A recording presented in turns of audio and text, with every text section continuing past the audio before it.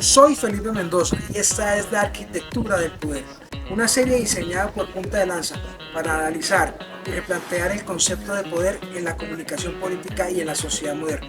En este episodio vamos a analizar y a revisar cuáles son esos planos del poder, cuál es ese ADN del poder que hemos conocido desde la perspectiva reduccionista, cómo desde aquí empezamos a replantear un nuevo concepto para el presente y el futuro del poder.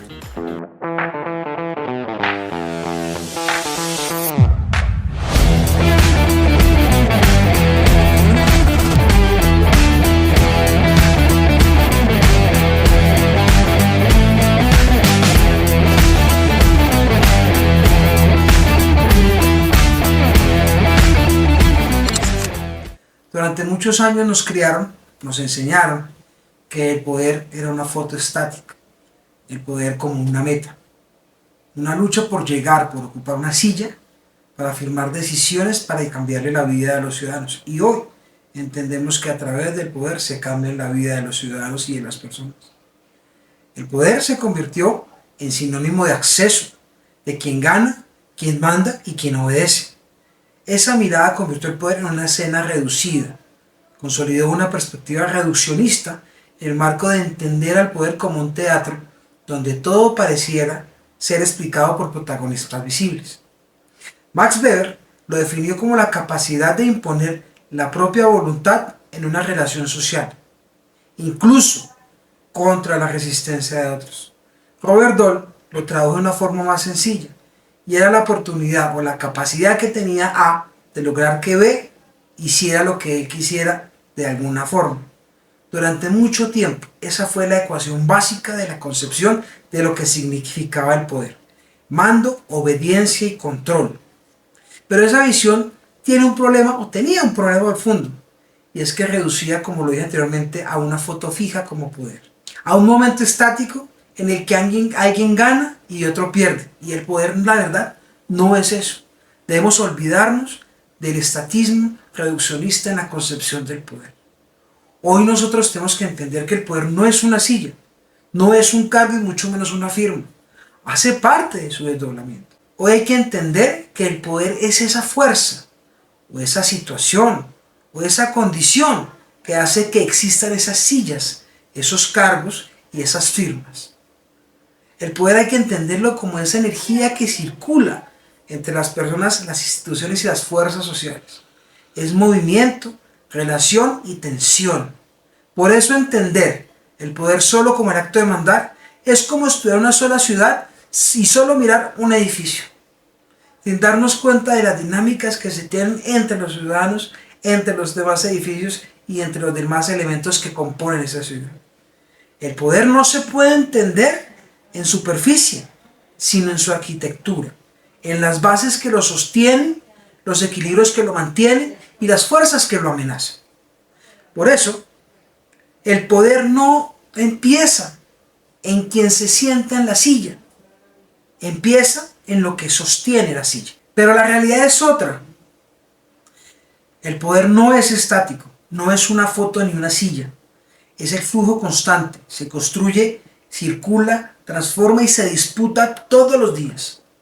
El poder no es una cosa que se posee, sino una relación que se ejerce. Y esa relación cambia con el tiempo, con las crisis, con las voces que se atreven a desafiar el orden y lo preestablecido. Michel Foucault lo explicó de una forma muy brillante.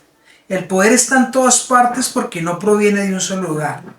El poder no habita en los palacios ni en los cargos, sino en las relaciones sociales que dan forma en la vida cotidiana. Esta en la manera en que se norma, se acata en una sola voz que se impone y quien define qué es verdad y qué no lo es.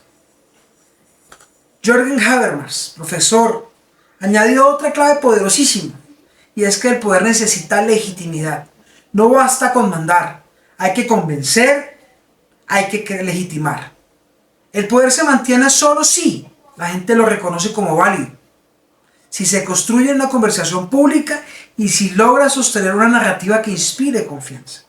Por eso, desde Punta de Lanza, a partir de años de estudio, de vivir el poder, su lucha constante, de haberlo obtenido, pero también de haberlo perdido, de haberlo observado, y de haberlo interpretado, hemos llegado a dos conclusiones fundamentales. La primera es que el poder no es una estructura rígida, es una arquitectura viva. Es una arquitectura que se construye día a día como proceso. Y la segunda es que el poder es el desequilibrio. Es un desequilibrio, una asimetría entre las relaciones sociales en constante disputa por consolidar sociedad. Y esto no es más que entender que el poder o el desequilibrio es lo que permite incidir a unos más o menos en el desarrollo social. Hay decisiones que parecen inevitables y voces que pesan más, y eso no lo podemos omitir. El poder no se reparte de manera justa, se negocia, el poder no se entrega, se disputa, el poder no se posee, se ejerce.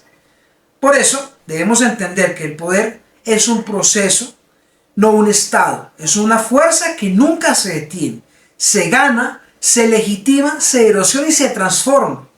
Esa dinámica está en su verdadera naturaleza. No es quién lo tiene, es cómo circula. Y cómo desde el desequilibrio, entendido como una relación asimétrica entre las relaciones sociales, empezamos a entenderlo y empezamos a darle fuerza. Por eso, el poder no se hereda ni se conserva. Se sostiene solo mientras alguien crea en él.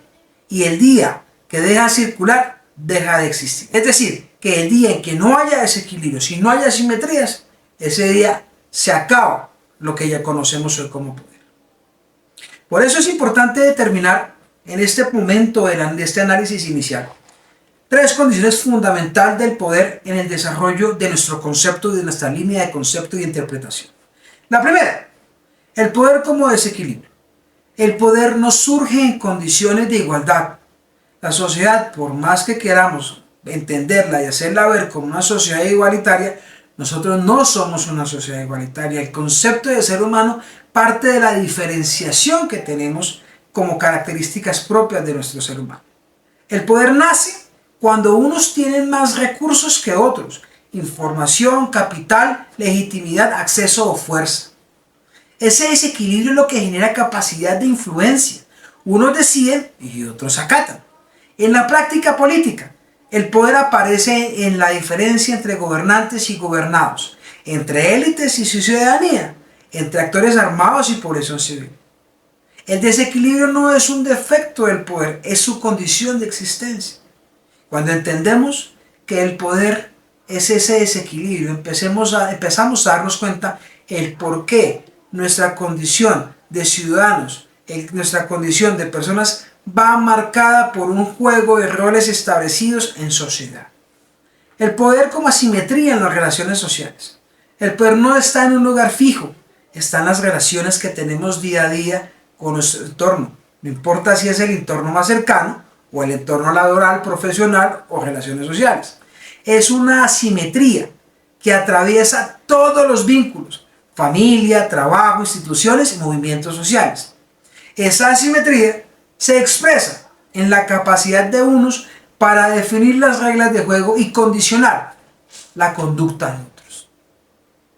Así, el poder no se limita al Estado. Circula en empresas, iglesias, comunidades, calles y redes digitales.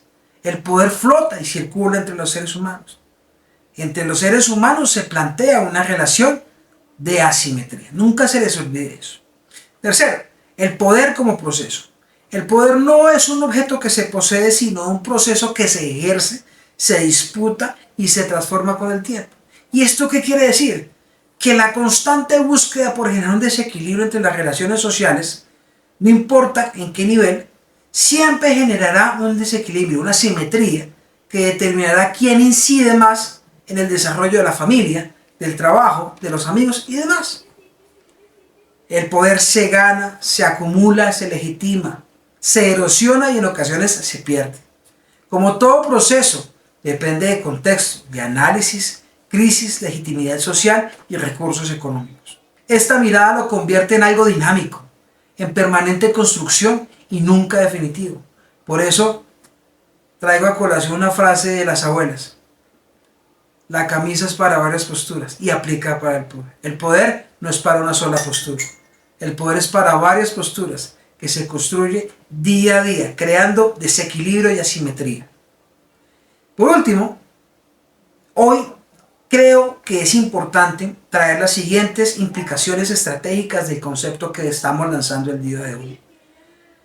Nuestra perspectiva de poder como desequilibrio, como asimetría en las relaciones sociales en constante disputa, rompe con la visión tradicional que reduce el poder a cargo de las instituciones. 2. Amplía el campo de análisis, obliga a mirar no solamente lo que se ve del poder, podríamos llamarlo como pilares visibles, sino también como cimientos y las grietas, que es por donde se cae todo. Nuestro concepto ofrece un marco de lectura práctico que permite entender por qué algunos actores sin cargos logran más influencia que gobiernos enteros, o por qué instituciones sólidas en papel se derrumban sin respaldo social. En síntesis, el poder es un desequilibrio, una asimetría en las relaciones sociales que se expresa como un proceso de disputa constante. No se trata de quién se sienta en la silla, sino de quién sostiene la silla, quién la respalda y qué fuerzas pueden tumbarla. El poder nunca está en un solo lugar, sino en las relaciones que lo sostienen. En este punto, voy a nombrar las tres columnas fundamentales que tiene el poder. El poder formal, el poder real y el poder social. En nuestro próximo episodio, en el episodio número 2, hablaremos del poder formal, pero aquí les traigo el planteamiento inicial. Es la expresión institucional del poder. Es el intento de darle el orden y la legalidad en el desequilibrio. Es el plano más visible, pero también el más frágil porque depende de la legitimidad. ¿Cómo qué? Como las instituciones. Ese es el plano formal.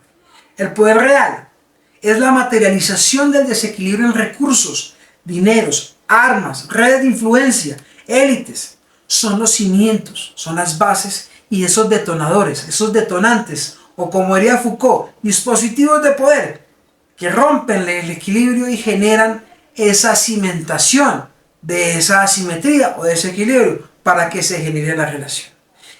Por último, la tercera columna, el poder social, la dimensión del proceso, la calle, la opinión, los movimientos ciudadanos que validan o rechazan estos planos. Representa la disputa viva del poder. Conclusión, estos tres planos del poder no son categorías separadas, sino expresiones distintas de un mismo principio. El poder como desequilibrio y proceso. Cada una muestra cómo ese desequilibrio se organiza, se ejerce o se cuestiona. Pero ¿cómo se representa esto? ¿Cómo se representan los planos del poder en acción? Chile, proceso de estallido social en el 2019. El poder social en la calle logró abrir una puerta a un proceso constituyente. El poder formal, la convención encargada de redactar la nueva constitución nació con legitimidad ciudadana, pero cuando llega a las urnas para aprobar el texto no fue aprobado. Lección, el poder social puede abrir escenarios, pero sin respaldo real y formal coordinado, la arquitectura se derrumba. En Francia, Macron ganó su reelección con el respaldo del poder formal, urnas, institucionalidad, legalidad. Sin embargo, su capacidad de gobernar quedó atrapada en un parlamento fragmentado, en la presión del poder social con huelgas y protestas contra la reforma personal. Mientras tanto, el poder real de sindicatos y grupos económicos negocian de las sombras. Lección, el poder formal no basta, se desgasta rápido cuando la calle y los actores reales se enfrentan. Estados Unidos, las Big Tech y la Corte Suprema. En Estados Unidos el poder formal se expresa en un Congreso dividido y en la Corte Suprema que toma decisiones históricas como el fallo de aborto. Pero el verdadero peso está en el poder real, corporaciones tecnológicas como Google, Meta, Amazon, capaces de influir directamente en la opinión pública, en la política y hasta en la seguridad nacional. A esto se le suma un poder social polarizado, donde la opinión pública está dividida y las redes sociales amplifican esta factura. Lección, en la primera potencia del mundo el poder formal existe, pero convive con corporaciones y ciudadanos capaces de condicionarlos. Perú, la inestabilidad presidencial.